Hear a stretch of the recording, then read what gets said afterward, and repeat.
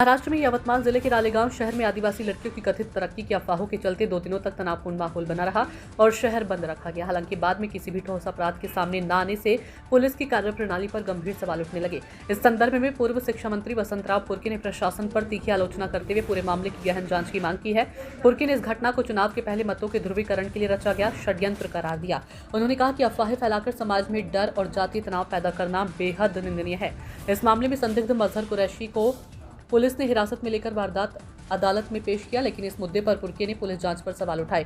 उन्होंने पूछा, यदि आरोपी शनिवार रात से पुलिस हिरासत में था तो वह अगले ही दिन रात में शहर में तलवार लेकर घूमता हुआ कैसे दिखाई दिया। इस विरोधाभास ने पुलिस की जांच पर संदेह खड़ा कर दिया है। इसके अलावा जिस मामले को लेकर 2 दिन तक शहर बंद रहा उसमें मानव तस्करी या दुष्कर्म जैसे गंभीर आरोप दर्ज नहीं किए गए। इसके बजाय केवल आर्म्स एक्ट के तहत मामला दर्ज किया गया, जिससे लोगों में भ्रम की स्थिति पैदा हो गई है। अपराध का स्वरूप अचानक क्यों बदला, ये सवाल भी उठ रहा है। पुरके ने भाजपा के स्थानीय पदाधिकारियों और संबंधित मंत्रियों से इस पूरे मामले पर स्पष्टीकरण देने की मांग की है। उन्होंने आरोप लगाया कि लड़कियों की सुरक्षा के नाम पर समाज में डर फैलाकर राजनीतिक लाभ लेने की कोशिश की जा रही है। उनके इस रुख का समर्थन विधायक राजू तोड़साम ने भी किया और आदिवासी समाज की बेवजह बदनामी रोकने की अपील की। पुलिस के प्रारंभिक आंकड़ों के अनुसार प्राप्त 63 शिकायतों में से 60 मामलों में तस्करी का कोई ठोस प्रमाण नहीं मिला। ऐसे में ये सवाल उठ रहा है कि जब कोई ठोस आधार नहीं था तो 2 दिनों तक शहर में भय का माहौल क्यों बनाया गया। इन घटनाक्रमों के चलते रालेगांव में प्रशासन की कार्यप्रणाली पर सवाल खड़े हो गए हैं और पूरे मामले की निष्पक्ष जांच की मांग तेज हो गई है। दिलदार शेख की रिपोर्ट। पूर्वीपासून माझ्या जिल्ह्यामध्ये आणि विशेषतः पूर्ण महाराष्ट्रामध्ये जी नॅशनल न्यूज बनलेली आहे त्याच्यात विशेषतः आदिवासी 34 मुली ह्या पळवल्या गेल्या, त्यांचं सक्तीनं धर्मांतर केलं गेलं आणि त्यांचं शारीरिक शोषण देखील केलं गेलं। अशा प्रकारची पूर्णतः वार्ता सगळीकडे पसरलेली आहे।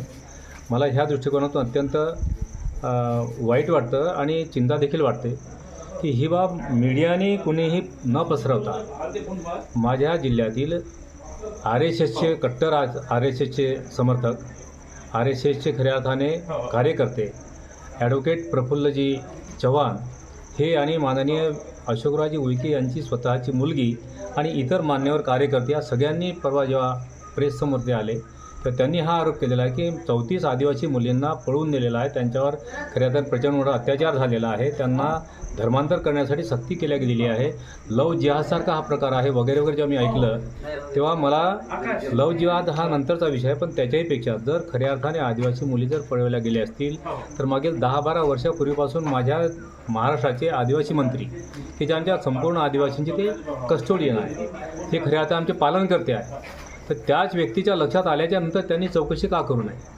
माझं तर हे म्हणणं आहे की या प्रकरणामध्ये जे दोषी असतील त्याची मायक्रो इन्व्हेस्टिगेशन करावं, हा संपूर्ण छडा लावावा, जो भेटेल त्याच्यावर कारवाई करावी। म्हणजे कुठला आहे लव जिहाद आहे किंवा काय ह्याचा सुद्धा तपास तुम्हाला करता येईल। त्यात हिंदू मुलं आहे किंवा मुस्लिम मुलं आहे की बौद्ध मुलं आहे, कुठल्याही माणसाला बलात्कार अत्याचार आणि अन्याय करणाऱ्या माणसाला जात नसते, ती एक विकृत प्रवृत्ती असते। ती जर शोधायची असेल तर मीडियावर आरोप करण्यापेक्षा मीडिया तर ही संपूर्ण माहिती देणारच आहे। मीडिया याच्यासाठी आहे की घडलेल्या समस्यांच्या संदर्भात सरकार दरबार या सगळ्या बाबी नेणं आणि अन्यायग्रस्त लोकांना न्याय देणं। तर अशा स्थितीमध्ये घडलेली घटना ही अत्यंत दुःखदायक आहे, आम्हाला खरं तर भीती वाटणारी आहे। म्हणून जर ह्या 34 मुली पळवल्या गेल्या असेल आदरणीय अशोकराव उईके साहेबांच्या कार्यकर्त्यांच्या म्हणण्याप्रमाणे तर तात्काळ अशोकराव उईकेंनीच राजीनामा दिला पाहिजे, कारण ते आमचे पालन करते आहे। आदिवासींचा तो खऱ्या अर्थाने जर अस्सल आदिवासी असेल तर त्यांनी ही बाब खूप गांभीर्याने घेतली पाहिजे। आणि त्या आता मी स्वतः राजू तोडसामांची क्लिप ऐकली की ते म्हणतात यातलं बिलकुल काही खरं नाही आहे। मग खरंच जर नाही एकाच पक्षाचे हे लोक 2-2 तोंडाने बोलतात कसे, अत्यंत बेजबाबदारपणे जर कोणी लोक बोलत असतील तर ज्या लोकांनी अशा प्रकारचं धर्मविद्वेष निर्माण करण्याचं वातावरण निर्माण केलं त्यांच्यावर कारवाई झाली पाहिजे। नाही तर मग अशोकराव उईकेंनी पुढाकार घेऊन अतिशय निर्भीडपणे बेदरकारपणे लोकांसमोर सत्यस्थिती मांडली पाहिजे। किंवा राजू तोडसामनी जे विधान केलं आहे जी त्याबद्दल आदिवासी समाजाची वेलना होत आहे, त्याबद्दल सुद्धा याच्यात 2-3 गोष्टी दिसतात मला। एक तर आदिवासींना तोंडी लावण्यासाठी कधीही कशाही प्रकारची बदनामी करता येऊ शकते। आम्ही आदिवासींच्या पाठीशी आहोत हे दाखवण्याचं नाटक त्यांना करता येऊ शकतं, किंवा आदिवासींना मध्यस्थी ठरवून किंवा आदिवासींच्या खांद्यावर बंदूक ठेवून मुस्लिम समाजाच्या विषयीचा सुद्धा द्वेष निर्माण करण्याचा हा सुद्धा प्रकार असू शकतो। आणि म्हणून SP आमचे या जिल्ह्याचे SP चिंताकुमार साहेब कलेक्टर आहे आणि सगळ्या प्रकारच्या राज्यकर्त्यांनी सुद्धा ही बाब खूप गांभीर्याने घेणं गरजेचं आहे। कारण आज देशामध्ये विविध प्रकार म्हणजे BJPच्या आणि RSSच्या लोकांना माझी आग्रहाची विनंती आहे की तुम्ही राजकारण करा, सत्तेमध्ये 20-20, 30-30 वर्ष राहा, पण धर्माच्यामुळे जेव्हा 12-12, 14-14 हजार युद्ध होतात, लाखो लोक मारले जातात, तशा प्रकारे कुठल्याही प्रकारची अप्रिय घटना माझ्या देशामध्ये घडू नये. असं जर वाटत असेल तर वस्तुनिष्ठ पाहणी करावी. कोणत्या जाती, धर्म, पंथाचा, वर्णात हे सगळं बाजूला ठेवून वस्तुनिष्ठ पाहणी करून मात्र जो दोषी असेल त्याच्यावर कारवाई करावी. मी तर ह्या मताचा आहे की जर 34 मुली जर पळवायला गेल्या असेल तर माझा आदिवासी माणूस चुपचाप कसा राहिला? माझ्या या राज्याचा गृहमंत्री हा चुपचाप कसा राहतो? माझ्या राज्याचा संवेदनशील मुख्यमंत्री याकडे लक्ष देत का नाही? आणि मी दोघांनी सुद्धा स्वतः एकत्र येऊन वस्तुनिष्ठ पाहणी करावी. आणि तसंच जर असेल तर माझ्या आदिवासी महिलांच्या घरी जाऊन मुलींचं नाव डिक्लेअर न करता, त्यांची बदनामी न करता, त्यांच्या घरी 5-5 लाख रुपये त्यांना अनुदान देखील दिलं पाहिजे जर गोष्ट सत्य असेल तर. आणि चिंताकुमार म्हणतात ते आपण काहीही जर खरं नसेल, कोणावर जर गुन्हा दाखल केला नसेल, कोणाची तक्रार जर नसेल, तर ज्यांनी हे जाणीवपूर्वक वातावरण निर्माण केला आणि धर्मविद्वेष निर्माण करण्याचे प्रयत्न केले त्यांच्यावर कारवाई झाली पाहिजे, या मताचा मी आहे. अन्यथा आम्ही देखील मोर्चा काढल्याशिवाय राहणार नाही. काही आदिवासी संघटनाकडून ॲट्रॉसिटीचं जे गुन्हा दाखल करा म्हणून BJPचे अध्यक्ष यवतमाळ जिल्ह्याचे गुन्हा दाखल करा म्हणून अशी मागणीसुद्धा होत आहे. याबद्दल तुमचं काय म्हणणं आहे? गुन्हा दाखल करताना जो कोणी दोषी असेल त्याच्यावर आमचं काय म्हणणं, गुन्हा ज्याने घडला असेल ना, जो दोषी असेल त्याच्यावर कारवाई करा. आणि समजा दोषी सापडलेच नसतील ते हे वातावरण निर्माण करण्याचा ज्यांनी गुन्हा केलेला, जे दोषी आहेत त्याच्यावर देखील कारवाई करा. आजच सर चव्हाण यांनी पत्रकार परिषद घेतली आणि त्यांनी म्हटलं का आम्ही आदिवासी समाजाबद्दल बोललोच नाही बा. 34 आदिवासी मुलींवरती अशा प्रकारचा अत्याचार झाला, अन्याय झाला, त्यांना त्यांच्यावर जबरदस्ती धर्मांतर केलं गेलं असा जर तुम्हाला आरोप करत असेल तर 34 मुलींचा पहिल्यांदा शोध घेतला पाहिजे. आणि त्यात आदिवासी 34 तुम्हाला कशा दिसल्या? मग त्याही खरं जर आदिवासी असतीलच तर त्यांना न्याय देण्यासाठी यांनीच पुढाकार घेतला पाहिजे. त्यांनी आज पत्रकार परिषद घेतली, त्याच्यामध्ये म्हटलं की आदिवासी मुलीबद्दल आम्ही बोललोच ना बा. आदिवासी स्वतः त्यांची अशोकराव उईकेंची मुलगी तिथे आहे, काही कार्यकर्ते तिथे, मग कोणाचं नाव घेतलं? 34 मुली कोणाची ही त्यांनी स्पष्ट करावं ना. मग 34 मुली या आदिवासी नाहीत ही त्यांनी सिद्ध करावं, म्हणजे डिक्लेअर केलं पाहिजे. कोणत्याही जाती धर्माच्या मुली असो, ज्या मुलींवरती अन्याय अत्याचार झाला असेल त्या मुलींना न्याय मिळाला पाहिजे, त्यांच्या आईवडिलांना न्याय मिळाला पाहिजे, या मताचा मी आहे. जात धर्मपंथ नंतर आहे. आम्ही भारताचे लोक आहोत, भारताचे आम्ही नागरिक आहोत. आणि म्हणून भारतातल्या कुठल्याही समाजाच्या माणसावर जर अत्याचार झाला असेल तर त्याला न्याय देणं हे लोकशाहीतलं महत्त्वाचं काम आहे. धर्म, जात, पंथ, वर्ण ही नंतरची बाब आहे. पण माझ्या माहितीनुसार जेव्हा किंवा कुठलेही इलेक्शन्स लागतात तेव्हा RSSचे लोक, BJPचे लोक एकच करतात की हिंदू आणि मुस्लिम यांच्यामध्ये जर वाद निर्माण झाला की आपल्याला सहज मतं मिळतात. त्या मतांच्या राजकारणासाठी जर धर्मांतरणाचा प्रकार जर कोणी बाहेर आणत असतील तर त्यांच्यावर देखील कठोर कारवाई झाली पाहिजे, कारण तो देखील घटनात्मकदृष्ट्या अत्यंत मोठा गुन्हा आहे. असं तुम्हाला वाटते का आता जिल्हा परिषद पंचायत समितीच्या निवडणुका या तोंडावर काही इश्यू लव जिहाद, धर्मांतराचा मुद्दा उपस्थित करण्याचा षडयंत्र असू शकते? BJP आणि RSS नेहमीच षडयंत्र करत आलेली आहे. जेव्हा या देशाचे प्रश्न म्हणजे मोठे प्रखरपणे समोर येतात किंवा तीव्रता जेव्हा संपूर्ण समाजामध्ये निर्माण होते तेव्हा ते संपूर्ण त्या विषयांवरती पडदा पाडण्याचा सगळा प्रकार हे करत आलेले आहे. आणि म्हणून ते एप्स्टीनचं प्रकरण आहे ते दाबण्याचे प्रयत्न केले, ते अशोक खरातचं प्रकरण आहे ते दाबण्याचे प्रयत्न करतात. खरं तर शेतकऱ्यांना न्याय मिळत नाही, युवकांचे हजारो पदे रिक्त आहे, 25,000 युवकांनी आत्महत्या केलेल्या, नोकऱ्या मिळत नाही म्हणून 770 शेतकरी मारले गेले, त्याच्याविषयी बोलत नाही. आमच्या शेतकरी बांधवांना जो काही पैसा मिळाला पाहिजे, कर्जमाफी व्हायला पाहिजे, ते मात्र होत नाही. हे सगळ्या प्रकारचे महत्त्वाचे विषय बाजूला ठेवण्याचा हा दुर्दैवी प्रकार आहे आणि हे त्यांचं नेहमीचं षडयंत्र आहे. म्हणून माझी त्यांना आग्रहाची विनंती आहे की याच्यासाठी आदिवासी मुलींचं भांडवल करून, आदिवासी मुलींना बदनाम करून, आदिवासी समाजाला बदनाम करून अशा प्रकारचं तुम्हाला धार्मिक विद्वेष निर्माण करण्याचा प्रकार हा तुम्ही थांबवला पाहिजे, या मताच मी आहे. ठीक आहे. याच्यामध्ये पहिले 2 मॅटर मिक्स झालेला आहे.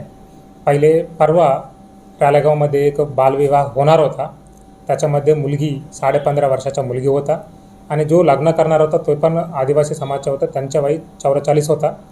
आणि आपल्याला माहिती भेटले बरोबर त्यांना आपण त्याच्यावर गुन्हा दाखल करून त्यांच्यावर कारवाई करण्यात आलेली आहे. त्याच्यानंतर मॅटर थोडा मिक्स झालेला आहे. रालेगाव शहरामध्ये एक कल्याणी कुरेशी म्हणून एक लेडी आहे आणि त्यांच्या पती मजर कुरेशी म्हणून आहे. हे दोघं जनरली काही मॅरेज करण्यामध्ये एक मीडिएशनचं काम करतात असं आपल्याकडे माहिती आलेलं आहे. त्याच्यामध्ये दरम्यान आतापर्यंत आमच्या चौकशीमध्ये काही आदिवासी मुलींच्या यांना लग्न केले म्हणून काही मिळून आले नाही आहे.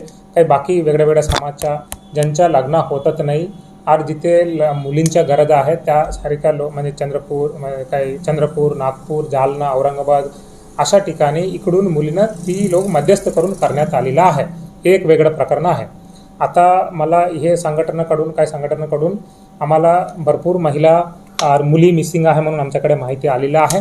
अगर रिकॉर्डवर आम्ही चेकिंग केली तरी रालेगाव पोलीस स्टेशनमध्ये 2025ला 38 महिला मिसिंग होता. त्यापैकी 37 महिला मिळून आलेल्या आहे, म्हणजे एकही महिला मिळून आलेल्या नाही आहे. आणि 2025मध्ये अपहरणमध्ये 14 मुली अपहरण झाल्या होत्या, म्हणजे जो काढून नेणे आणि असं बोलतात आपण. 14 पैकी 12 मिळून आलेल्या आहे, 2 मिळून आलेल्या नाही आहे. आणि 2026मध्ये मिसिंगमध्ये 9 लेडीज मिसिंग झाल्या, त्यापैकी 8 मिळून आले, 1 मिळून आले नाही आहे.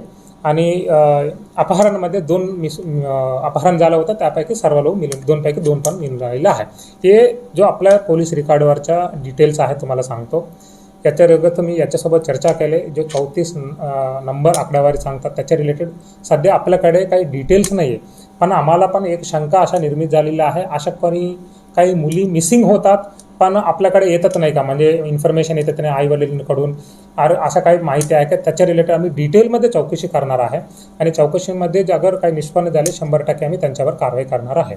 आपला जो माहितीप्रमाणे परराज्यामध्ये काही माहिती नाही केलेली आहे. टोटल माझ्याकडे जो माहिती आहे परभणी, संभाजीनगर, चंद्रपूर, जालना आणि नागपूर यासा ठिकाणी ते लग्न करण्यात आलेलं आहे. आमच्यासमोर असा आता काही आढळून आलेलं नाही आहे, पण स्वतः ते कल्याणी कुरेशी आहे, ती हिंदू होता, ती याच्यासोबत लग्न केले, शायद त्याच्यामुळे असं माहिती आलेली असेल, पण आमच्याकडे काही माहिती नाही आहे तसं. मी सर्व नागरिकांना आवाहन करतो, पोलीस डिपार्टमेंट प्रोफेशनल पद्धतीने निष्पक्षपात पद्धतीने चौकशी करतात. याच्यामध्ये जो बी निष्पन्न होईल आणि जो बी आरोपी निघणार आहे त्यांना आम्ही 100% सोडणार नाही आहे, त्यांच्यावर नक्की कारवाई करणार आहे. आणि मी सर्व नागरिकांना आवाहन करतो, या मॅटरला आता सोडून टाका, आमच्यावर सोडा, तुम्ही आमच्यावर विश्वास ठेवा. आता तुम्हाला इव्हन माननीय मंत्री विखे साहेब पण भेट दिलेली आहे, तेही सांगितलेलं आहे. आम्ही 100% पुढच्या आठवड्यापर्यंत डिटेलमध्ये डीप चौकशी, म्हणजे जो आरोपीचं नाव आलेलं आहे असं आम्ही निष्पन्न करणार आहे की त्यांच्या फायनान्शियल ट्रान्झॅक्शन पण चेकिंग करणार, त्यांच्या CDR पण चेकिंग करणार. असं पूर्ण सर्व प्रकरणामध्ये असं बघून आम्ही त्यांच्यावर काही निष्पन्न झाले तर कारवाई करणार आहे. आम्ही जो मजर कुरेशीच्या विरुद्ध एक तलवार सापडल्यामुळे त्यांच्या घरी त्यांच्यावर आम्ही 425चा गुन्हा दाखल करण्यात आलेला आहे. दुसरा तुम्ही जो बोलतात की अशा प्रॉस्टिट्यूशनसारखा म्हणजे मीडिएशन करतात, तसा प्रकरण आमच्याकडे आले नाही आहे. अगर अशा कोणी पुढे येऊन आम्हाला तक्रार दिली अगर त्याच्या रिलेटेड आम्ही गुन्हा दाखल करणार आहे.